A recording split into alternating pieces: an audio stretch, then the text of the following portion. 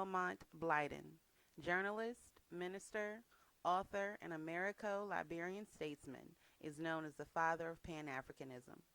He was born in St. Thomas, Virgin Islands in 1832. One of 7 children born to free parents, Blyden first began to notice the similar conditions of diasporic people when his family moved from St. Thomas to Venezuela, as many blacks on their home island were still enslaved. Blyden and his parents, a school teacher and tailor, soon found that the free blacks in Venezuela were reduced to doing the same menial work as those still enslaved. Blyden, however, went on to complete school at the post-secondary level at a seminary, where he was so scholastically advanced that the president of the school, a white man, attempted to have him admitted to Rutgers University, his alma mater, in the United States. Blyden, however, was declined due to his race.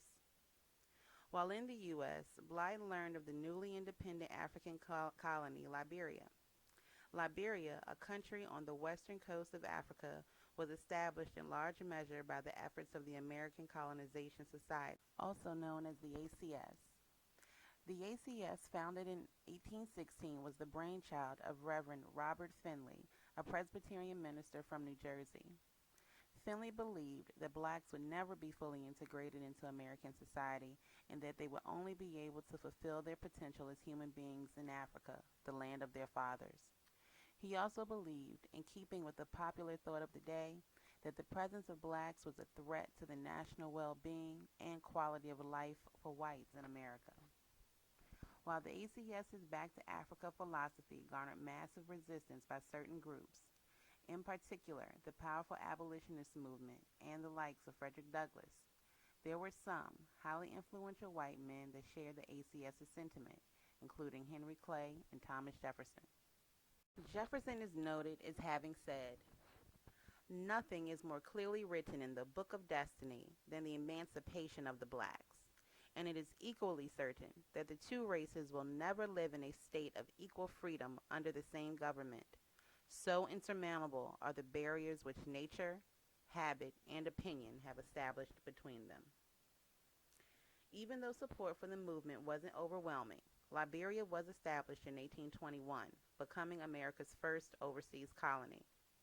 Liberia was neighbors to Sierra Leone, another country established for free blacks and ex-slaves by Europe in the year 1787.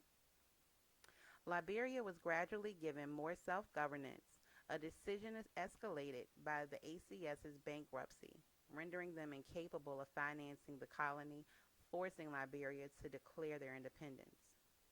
In 1847, the first black governor of Liberia, J.J. Roberts, proclaimed the colony the Free and Independent Republic of Liberia. It then counted some 3,000 settlers.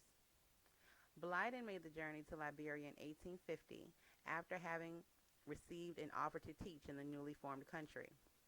There, he ascended through the ranks to become Secretary of State, Chief Editor of the Liberian Herald, and eventually President of Liberia College. He also served as ambassador to Britain and France, giving him an opportunity to travel the world.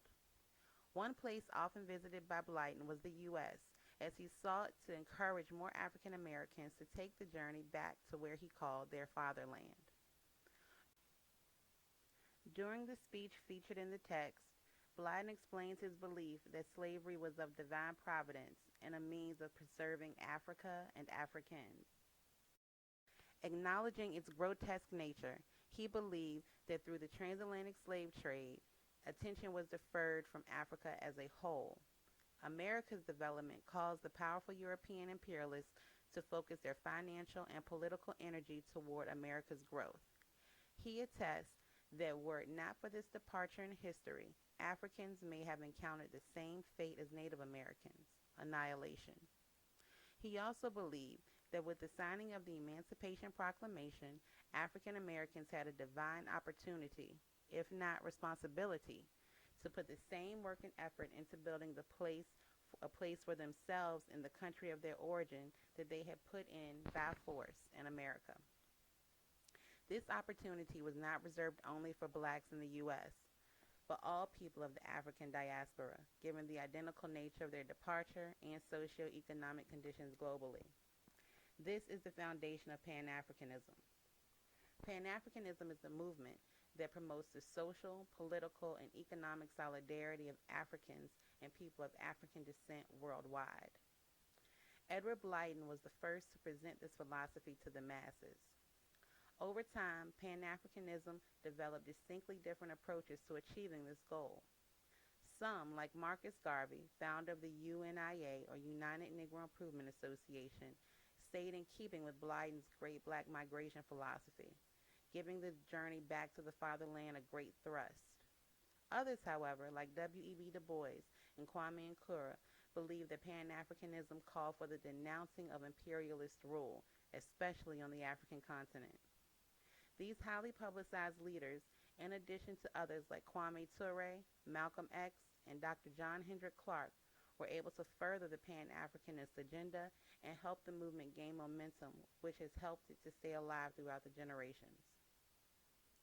While not widely known in the U.S., Blyden is held with high regard around the world and is credited with blazing the trail for the leaders mentioned. He's also known as being the inspiration for some of Bob Marley's most revolutionary works. Edward Wilmot Blyden was married twice and the father of 8 children.